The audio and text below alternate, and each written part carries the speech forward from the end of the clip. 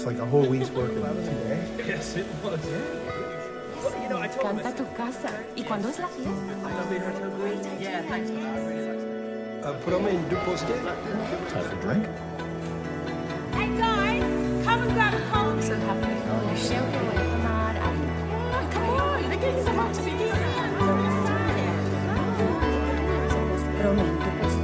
What can I get you to drink? Y para mí una cerveza.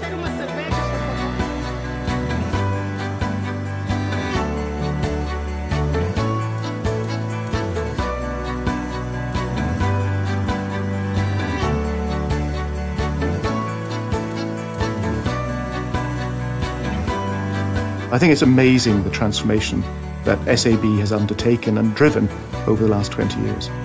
It's no longer a South African company and clearly very diverse, but there's still that aspect of the can-do, the entrepreneurial, the frontier spirit, if you like. In local markets, the focus is primarily on mainstream national champion brands. Other brewers often use their mainstream brands in these national markets as a platform to sell their international brands. SABMiller does the opposite.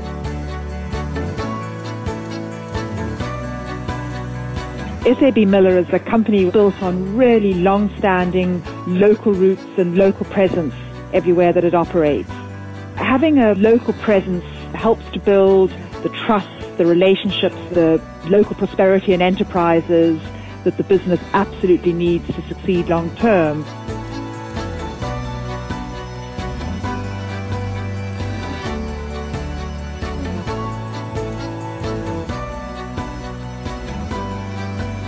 There are many countries and emerging markets where alcohol is not socially acceptable, and to have a soft drink portfolio is actually a very relevant way in which to address the needs of those consumers.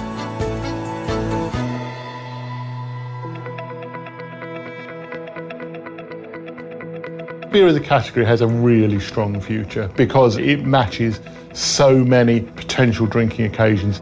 There is still relatively low per capita consumption worldwide, so there is still a huge opportunity to play for. There's a massive demographic in the female consumer that's almost untapped.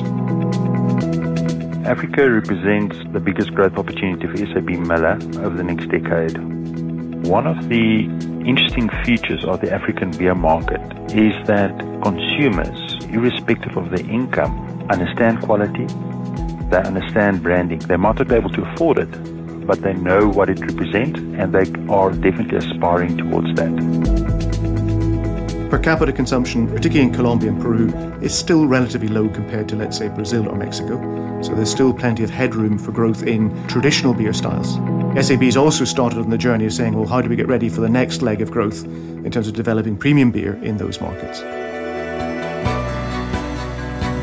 The challenge is maintaining the relevance of beer in mature markets as a new set of consumers enters into the legal drinking age alcohol market. What you can do is make beer and beer-based drinks much more appealing to women. Also to recognise that diversity and portfolio of flavours, that's the future in the mature markets.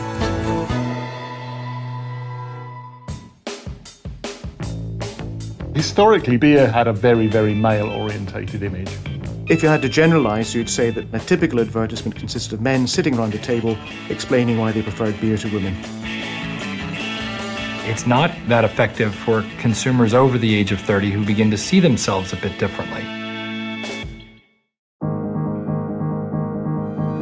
I've always believed in beer. It has a depth and a gravitas and a tradition that's wholly lacking in any other style of beverage. What we're seeking to do is to apply our excellence in producing pils and pilsners in the different styles. I'm going to focus on wheat, ale and stouts. As we're starting to move into these spaces, we are creating some very, very interesting brands.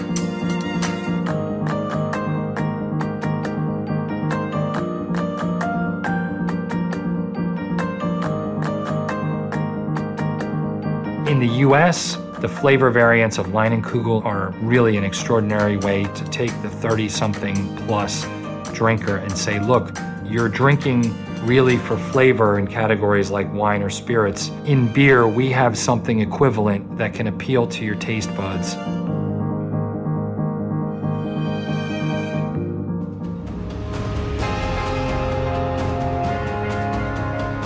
The challenge with mainstream core lager brands is to keep them relevant without diluting what made them popular.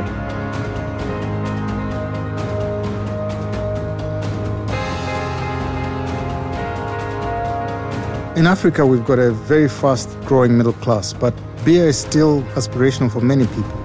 People want to drink it, but they need it to be affordable, which is why creating affordable beer is very important.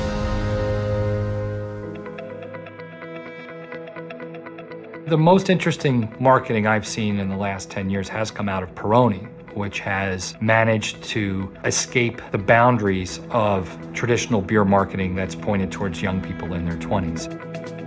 It has really been an extraordinary eye-opener for how to grow a premium brand in a very mature and difficult market. Even in mature markets, there are lots of exciting opportunities. Unpasteurized beer in the on-trade comes back to this theme of complexity can be good as long as you charge a premium that more than justifies the complexity you're putting into the organization.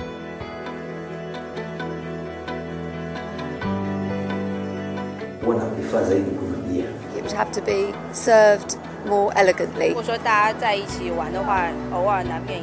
If you interview a consumer, the consumer will tell you how the world is today and how they think of the category. A good marketeer can envisage how the world might be in the future and start to how you're going to change those attitudes. When you look at a wine menu, you are treated to a beautiful set of words that describe the sensory experience you might expect to have. We haven't explained to the consumer the impact that these wonderful ingredients can have on the beer, and that's the place we need to be. We've been able to differentiate 7 different categories of hop, aroma, and flavour, and they will provide us with a fantastic basis to differentiate beers. When beer really starts adding value to its brands and doing more interesting things with the liquid and the packaging, it will be able to command better pricing. Better pricing will command better margins, and that will be a virtuous circle that should continue for the foreseeable future.